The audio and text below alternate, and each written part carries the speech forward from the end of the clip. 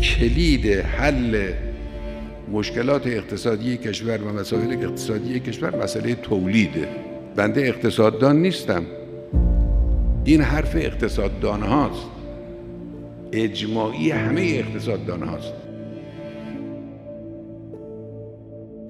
مجتمع صنعتی لیدوما از سال 1354 با همت و تلاش‌های پدر بنده حاج آقای مصدقی با نام گروه صنعتی تولیدی مصدقی در عرصه تولید تجهیزات فلزی در زیربنای حدود 120 متر مربع شروع به فعالیت کرد. این واحد تولیدی چون در حومه و در داخل شهر بود و مشکلاتی که شهرداری برای تولید کنندگان ایجاد می‌کرد، در اواخر دهه 70 انتقال پیدا کرد به یک مکان جدید کارگاهی با حدود فضای زیربنایی 350 متر مربع و با 4 یا 5 نفر کارگر.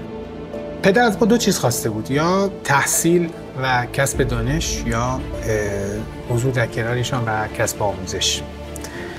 ما برای که از کار فرار کنیم، چون سختی کار تو صنایع فلزی فوق‌العاده زیاد بود، دنبال تحصیلات مسیر دانشگاه رو پیش گرفتیم و بنده تونستم در مرحله نیمه نهایی المپیاد ریاضی دانشجوی کشور حتی حضور پیدا کنم، برای اینکه از سختی کار و از حضور در کارگاه می‌ترسیدم. تا اینکه این مدارج طی شد و ما به حمدالله و با دعای پدر مادر تونستیم از تحصیل فراغت پیدا کنیم و به کسب و کار پدر بازگردیم. کسب و کار پدر خیلی سنتی بود، نیاز به یه بازنگری کلی در تمام تولیدات و سبک فروش و بازاریابی داشت.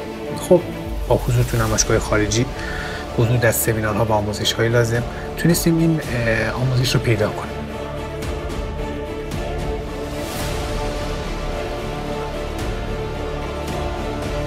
اما کمبود فضای فیزیکی و وجود محصولات متنوع و نبود نیروی منابع انسانی کافی ما رو بران داشت که وسعت کاریمون رو کمی گسترده کنیم، تا اینکه در سال 1990 اولین کلید این فعالیت خورد و ما شرکت کیمیا تجهیزکاران ترانه شرق رو در اداره ثبت شرکت‌های مشهد به ثبت رسوندیم. با برند تجهیزکاران شرق تونستیم در زمینی به مساحت حدود 2500 متر مجوزهای لازم از وزارت صنعت و معدن تجارت و اداره کل استانداردهای استان خراسان بگیریم و مجوز حضور در مناقصات کشور رو برای خودمون فراهم کنیم. در سال 93 با حضور عضو هیئت رئیسه مجلس شورای اسلامی و نماینده با اقتدار استان و شهرستان ما آقای دکتر محمد دهخان که جا داره از اینجا دوباره ازشون تشکر کنم، اولین خط تولید استاندارد تجهیزات اداری آموزشی رو ما تونستیم در مشهد به بهره برداری برسونیم.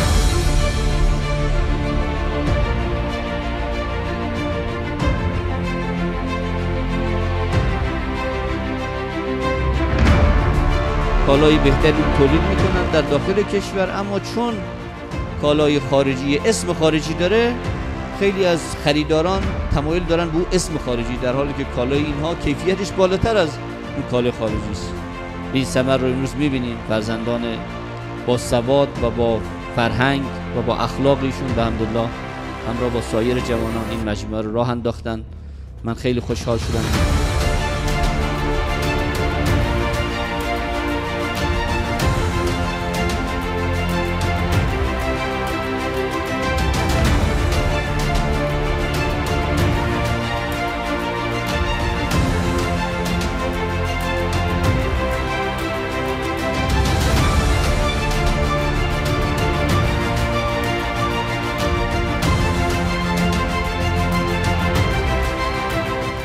وزارت صنایع نگاه کنن ببینن اون بخش‌های مورد نیاز، چه در زمینه ماشین آلات و قطعات، چه در زمینه کالاهای واسطه‌ای و مواد لازم برای تولید، کجاها کمبود دارن، یه فهرستی تهیه کنن، فراخوان بدن از مسئولین گوناگون کشور، میتوانن خیلی از این مواد رو تولید کنن.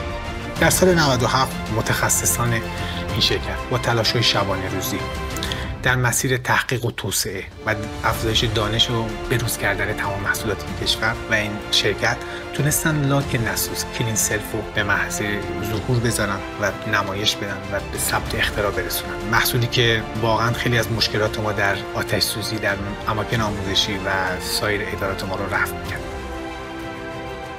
همون جوری که در افق 10 ساله توسعه شرکت تعریف شده بود، ما باید در اواخر 1400 به دلیل تنوع محصولات و افزایش تولیداتمون از مکان فعلی، یعنی شرکت صنعتی گرجی، باید نقل مکان می‌کردیم به شرکای صنعتی. دادگستری استان خراسان رضوی با جلساتی که برگزار کرد در این حوزه اهلیت و اصالت شرکت ما رو تایید کرد.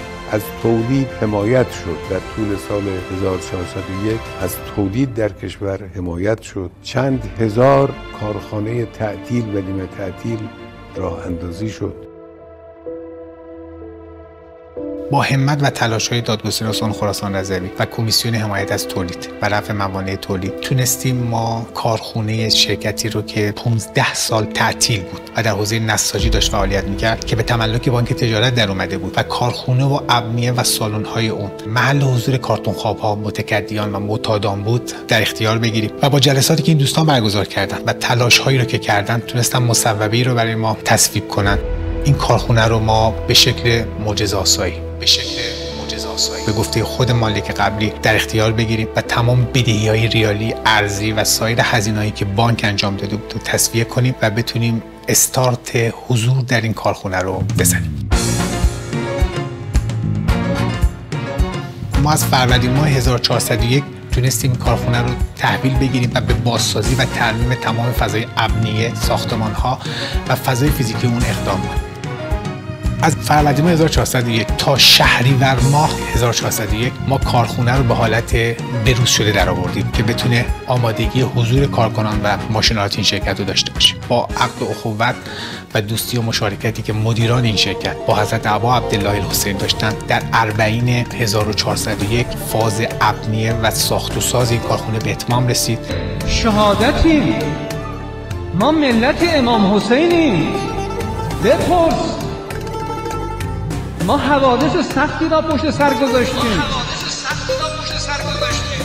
هدف ما استارت و افتتاح بزرگترین مجتمع صنعتی تولید تجهیزات اداری آموزشی در کشوریم که انشالله بتونیم در روزهای تولد ولی نعمت ما مشهدی‌ها و پایه خیر و برکت این شهر و این کشور آقا علی ابن موسی رضا علیه السلام این مجتمع صنعتی رو به برداری برسونیم.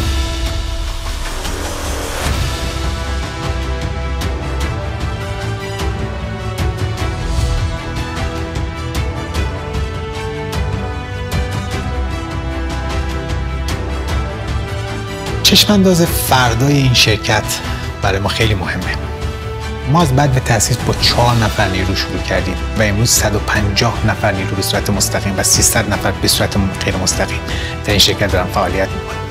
ما در ابتدای تولید 4 نوع محصول داشتیم، امروز بالغ بر 400 نوع تنوع محصولات داریم. تا الان بازار ما بازار کشوری بوده، اما نگاه ما در آینده بازار خارج از ایران. بحث صادرات به خاورمیانه، کشورهای حوزه خلیج فارس و کشورهای حوزه اوراسیا و اینکه این شرکت علاوه بر اون در حوزه‌های مختلف حال فعالیت. در حوزه فرش و گریم کارخونه‌ای رو در نظر داره و خریداری کرده که بتونه بخش عظیمی از فرش کشور رو تامین کنه. در حوزه لوازم خانگی شرکتی دیگر هم شرکت فرتاک و در حوزه صادرات با برندهای لیدوما و سوفرا انشالله بتونه مثمر ثمر و موفقیت‌های عظیمی رو به دست بیاره. هر نشانی که راهی بازار است در عمل بایدش نشاید گزید. در پس پرده کار و تلاش صدق و سعادت را بباید دید. چون نشان خوشنام لیدوما در بازار است، آریه یار جور دیگر باید چید. لیدوما، تحولی شگرف در تولید تجهیزات اداری و آموزشی خاص. جور دیگر باید چید.